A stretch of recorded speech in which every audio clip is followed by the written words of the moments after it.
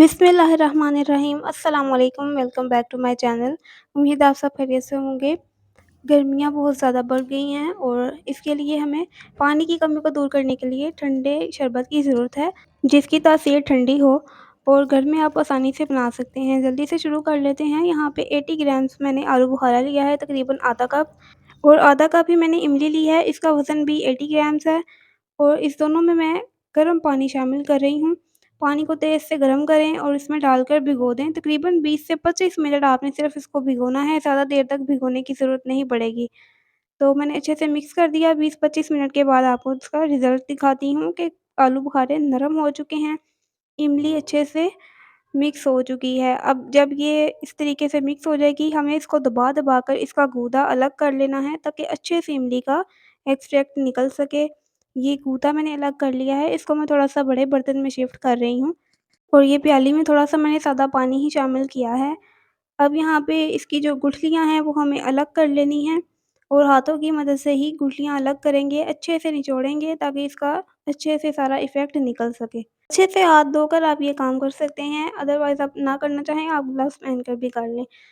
तो मैं इस तरीके से इसका अलग कर लूँगी और उसके बाद जो हमारे पास आलू बुखारा है, ये भी नरम हो गया है, फूल गया है।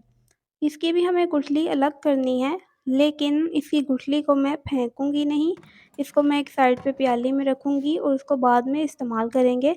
अगर आप फेंकना चाहें तो आप इसको फेंक सकते हैं, इसका अच्छे से फिर गूदा अलग करिएगा। मेरे चैनल एपेटाइज़िंग सेंसेशन को सब्सक्राइब कर लिया करें। आपको मेरी हर रेसिपी फ़ौरन देखने में मिलेगी और मैं न्यू रेसिपीज़ भी ट्राई करती रहती हूँ, जो आपको यूट्यूब पर नहीं मिलेंगी, और उनका रिज़ल्ट जब अच्छा आता है तो मैं आपके साथ शेयर करती हूँ। अब जो आलू बुखारे का गूदा है, इसको ब्लेंडर जग में डालकर मैं ब्लेंड कर रही हूँ। थोड़ा-सा अगर इसमें पानी की ज़रूरत पड़े तो पानी डालकर इसको ब्लेंड कर लें, और जो इमली का गूदा है, इसको हम छान लेंगे। इस तरीके से आप जब चम्मच की मदद से करते हैं, बहुत अच्छे से ये ड्रेन हो जाता है और सारा कचरा बाहर रह जाता है। अब ये मैं आलू बुखारे का काम कर रही हूँ और ये देखिए आलू बुखारे में से जो बाल वगैरह निकलते हैं, जग में थोड़ा-सा जो बच गया था उसमें मैंने पानी डालकर वो भी डाल दिया है। इसको मैं मिक्स कर दूँगी और इसके अंदर बहुत ज़्यादा मैं मसाले वगैरह नहीं डालती हूँ। ड्रिंक्स में भी अगर आप मसाले डालने लगेंगे, गरम मसाले और ये चाट मसाले वगैरह जो डाले जाते हैं, वो आपके मैदे को ठंडा नहीं करते हैं।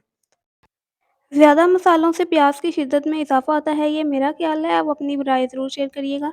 इसमें मैंने 1 चौथाई चाय का चम्मच काला नमक शामिल किया और ये वाला 1 कप भर के मैंने इसमें चीनी का शामिल किया है, जो कि आपको नज़र आ रही है, और वीडियो वो आई थिंक स्किप हो गई है, मिस हो गई है, तो मैंने सोचा आपको कप में दिखा दूँ। अब इसको हम पकाएँगे, जब ये अच्छे से मेल्ट हो जाएगी चीनी, तो आपने क्या करना है, अपने पास ठंडे पानी का गिलास रख लेना है, उसमें थोड़ा-सा आप ये शरबत डालें और उसको चेक कर लें। मैंने भी इस तरीके से चेक किया था, चीनी थोड़ी कम लग रही थी, मैंने 1 चौथाई कप मज़ीद डाल दी है, क्योंकि इन चीज़ों की खटास हमेशा एक जैसी नहीं रहती है, इनका टेस्ट हमेशा डिफरेंट ही रहता है। तो इसमें मैंने 1 चौथाई चाय का चम्मच टाटरी भी शामिल की है, टाटरी डालने से आप देखें कितनी अच्छी इसके ऊपर जो झाग बन जाएगी। इस झाग को जब हम रिमूव करेंगे तो आप देख सकते हैं कितना क्लियर हमारा शरबत रेडी हुआ है, इतनी प्यारी इसकी लुक आ रही है। और टाटरी डालने से इसमें जो चीनी हमने शामिल की है उसके क्रिस्टल्स भी नहीं बनेंगे, ख़राब होने से भी बचाएगी। अभी थोड़ा ठंडा हो गया है, इसको बोल में मैंने ट्रांसफ़र कर दिया है। एक गिलास आपको बनाकर दिखा देती हूँ। जो इसमें आलू बुखारे की गुठलियाँ शामिल की थी वो काफ़ी नरम हो चुकी हैं, और वो जब इसमें हम डालेंगे, ये आपके शरबत में मुँह में आएँगी, तो ये बहुत अच्छी इसका जायका देती हैं। अगर आपको ना पसंद हो तो आप इसको स्किप भी कर सकते हैं। अब मैंने इसमें थोड़ा-सा जूस डाल दिया और यहाँ पे 1 टीस्पून मैंने जो तुख़्म मलंगा भिगो कर रखा था, वो थोड़ा-सा शामिल कर रही हूँ, और उसके साथ इसमें बर्फ़ डालें और बाकी ठंडा पानी डालकर इसको सर्व करें। आप इस शरबत की क्वांटिटी को बढ़ाकर इसे सेव भी कर सकते हैं, किसी भी बोतल में आप डाल लीजिएगा जिसमें पानी नहीं होना चाहिए, और उसको फ्रिज में रखकर आप सेव कर सकते हैं। इसको गर्मियों में इस्तेमाल करें। नेक्स्ट रेसिपी तक के लिए अल्लाह हाफ़िज़।